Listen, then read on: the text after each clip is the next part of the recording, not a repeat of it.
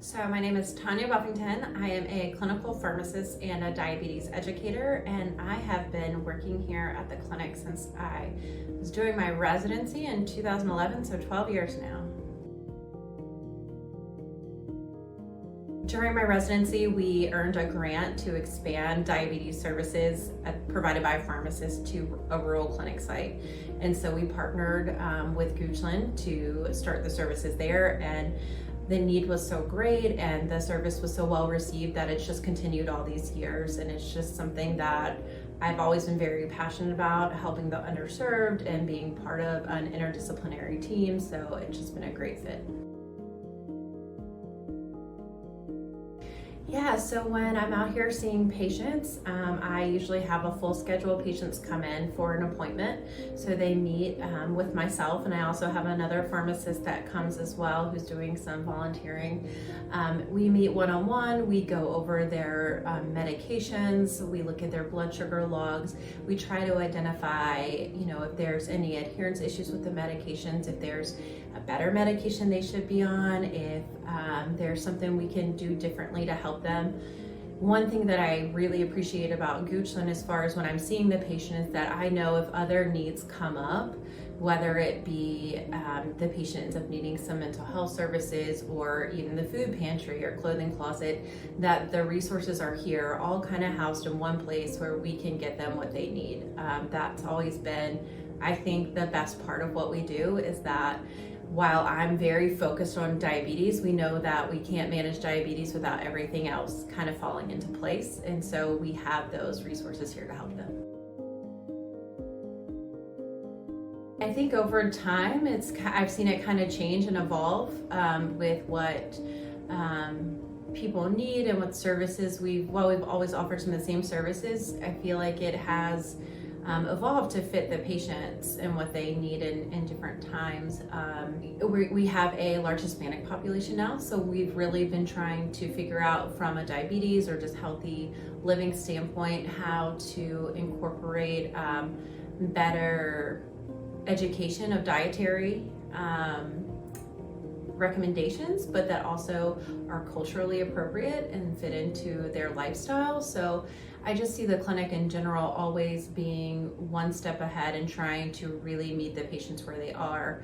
I've seen that somewhat with different expansion of service lines and the different specialties that we've pulled in. Having physical therapy here now is a great added resource for patients. Being able to do all of the labs here, even some of them that we can get the results right away so we can really make those real-time changes. Those have been some of the ways that I've seen it evolve, at least on the medical side.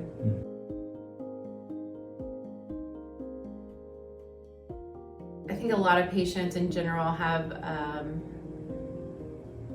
different fears and anxieties related to medical care, and what I would want them to know about this specific place is that it is a non-judgmental, we're just going to come in and try to meet you where you are and help you from there. Very patient-centered. Everything that the clinic does, both the medical side and whether it be food pantry, clothing closet, that kind of thing, the social needs side is so patient-centered.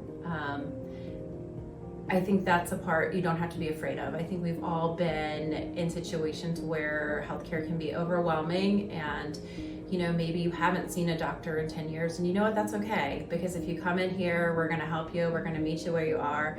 There's not going to be any we're not going to question you why you haven't done it. Everyone has their reasons. We've all been in different situations, and I think that understanding and meeting patients where they are is really what the clinic excels at. And so no need to be scared. We're here to help, that kind of thing.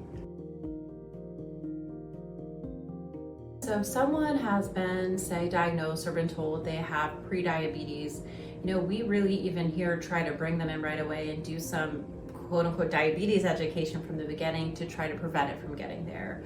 So what that usually looks like is educating patients on what lab values we're looking at, what those lab values mean from either a pre-diabetes or a diabetic standpoint.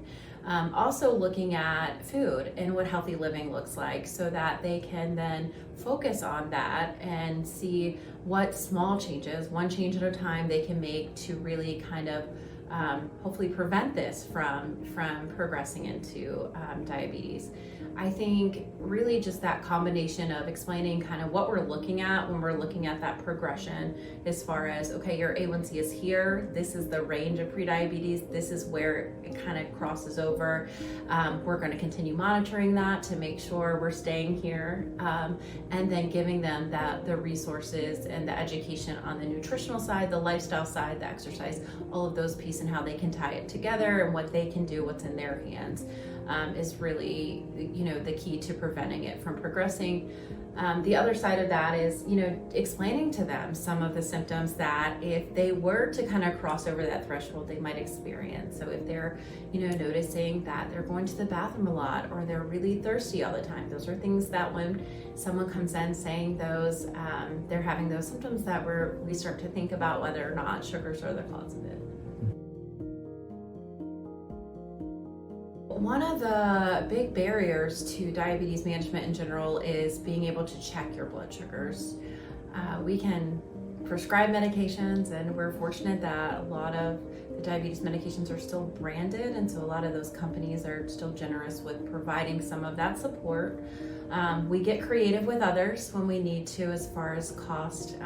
The clinic does a great job in providing support as far as figuring out where we can get the most cost-effective things from. We have someone who works here who helps with patient assistance specifically, so really digging into those programs, figuring out who we can utilize to get things for free for our patients. And some of these are medications that are very, very expensive, but that we are actually able to prescribe, that are great medications for our patients, because we can get them for free. So it's a different conversation.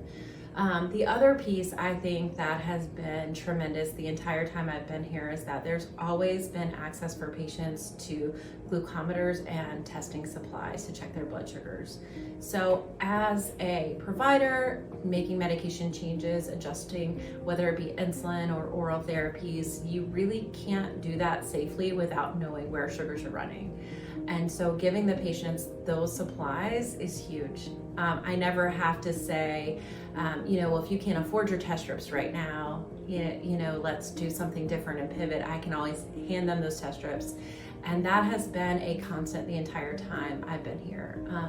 I've been at other clinics where that hasn't always been the case, and it's been a little bit harder, but that is one thing that Goochland really knows is important and tries to prioritize when they're figuring out where funds should be allocated. And so that's been something over the years that's really allowed us to take care of the patient in a safe way.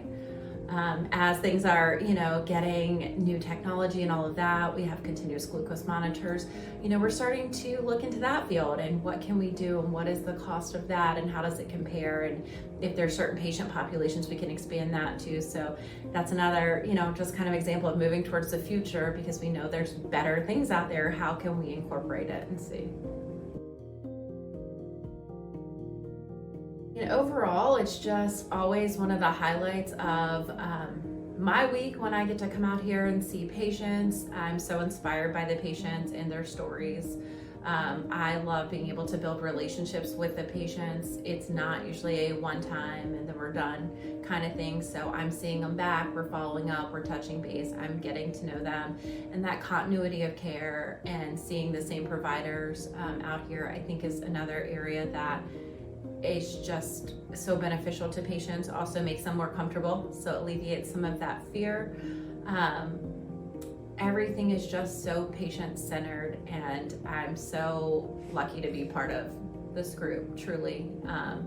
And I hope that, more people will continue to reach out when they need things, because I know there's likely a lot more need in the community, and hopefully we can continue to just help provide these services.